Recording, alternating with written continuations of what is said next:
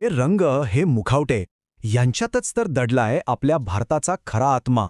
चला तर मग आज आपण निघूया भारताच्या लोकनाट्याच्या म्हणजेच या जिवंत रंगमंचाच्या एका भन्नाट सफारीवर.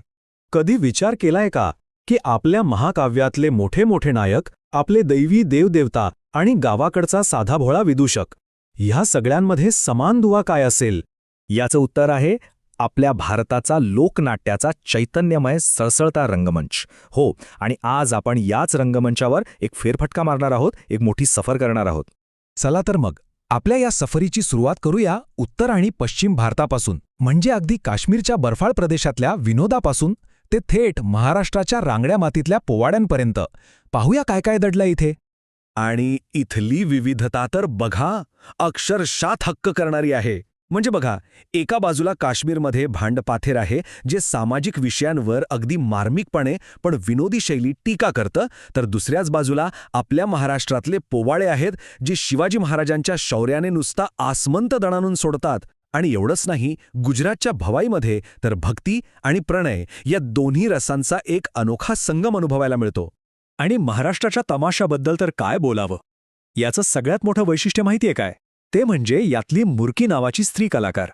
तीच या सगळ्याच्या केंद्रस्थानी असते. तिचं शास्त्रीय संगीतावरचं प्रभुत्व, ते जलद पदालालित्य आणि ते भावपूर्ण हावभाव, खरं तर हाच तमाशाचा आत्मा आहे. आणि म्हणूनच ही स्त्री केंद्रितता या लोककलेला खूप खास बनवते. चला आता उत्तरेकडून थेट दक्षिणेकडे जाऊया. बघूया तिकडे काय काय वेगळं आहे.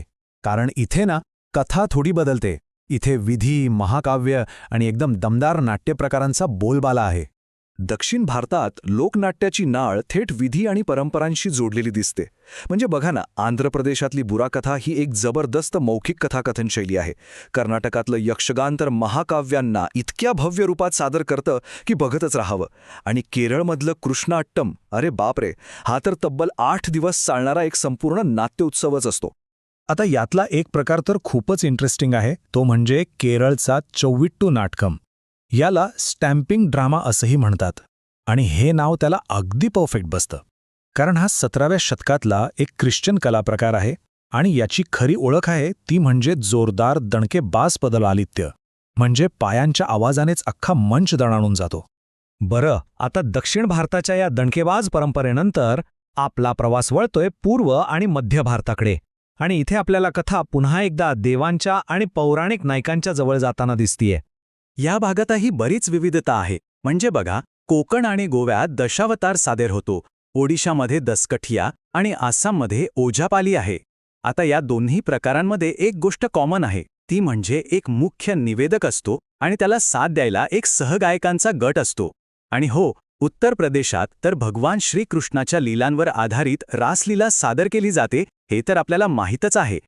आता दशावतार हा जो प्रकार आहे ना, तो तर खरंच पाहण्यासारखा असतो. यात भगवान विष्णूचे 10 अवतार अक्षरशः रंगमंचावर जिवंत होतात. आणि कशामुळे? तर त्यातील ते वैशिष्ट्यपूर्ण मुखवटे आणि ती अप्रतिम विस्तृत रंगभूषा, खरंच प्रेक्षक अक्षरशः मंत्रमुग्ध होऊन जातात. पण थांबा, आपली ही सफर अजून संपलेली नाही आहे. अरे, भारताच्या कानाकोपऱ्यात अजूनही कितीतरी महत्त्वाचे लोकनाट्य प्रकार आहेत. चला तर मग पटकन एका झटक्यात काही महत्त्वाच्या प्रकारांवर नजर टाकूया. एक फायनल लाइटनिंग राऊंड म्हणूया हवं तर. या यादीत बघा, उत्तर प्रदेशातली नौटंकी आहे, जी तिच्या संगीतासाठी आणि विनोदासाठी प्रसिद्ध आहे. मग केरळमध्ये पडायणी आहे, जो एक प्रकारचा युद्धनृत्य नाट्यप्रकारच आहे. त्याचबरोबर मध्य प्रदेशात माच, पंजाबमध्ये नकल किंवा भांड आणि कर्नाटकात बायलाटा. अरे, ही यादी खरं तर खूप मोठी आहे. प्रत्येक प्रकाराचं स्वतःचं एक वेगळं महत्त्वाचं स्थान आहे. ठीक आहे, आपण हे सगळे प्रकार पाहिले, पण एक महत्त्वाचा प्रश्न उरतोच की हे सगळं नाट्य इतकं महत्त्वाचं का आहे? म्हणजे फक्त आपला सांस्कृतिक वारसा म्हणून, की मग याचा संबंध आपल्या अभ्यासाशी, अगदी परीक्षांच्या तयारीशी सुद्धा आहे? तर याचं उत्तर आहे दोन्ही.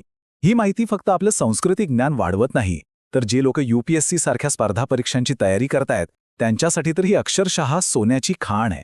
GS1 पेपरमध्ये भारतीय संस्कृती हा जो विषय आहे ना, त्याचा हा अगदी गाभा आहे. प्रिलिम्समध्ये यावर सरळ सरळ जोड्याजुळवा प्रकारचे प्रश्न येऊ शकतात. आणि मेन्समध्ये तिथे तर भारताच्या सांस्कृतिक विविधतेवर उत्तर लिहिताना ही उदाहरणं दिली तर उत्तर अधिक प्रभावी बनतं, अधिक मार्क्स मिळतात. म्हणूनच परीक्षेचा विचार तर आहेच, पण तो थोडा बाजूला ठेवून विचार करूया. या सगळ्या जिवंत सळसळत्या परंपरांपैकी कोणती परंपरा प्रत्यक्ष अनुभवण्याची संधी मिळाली तर ती पहिली संधी असेल? नक्की विचार करा.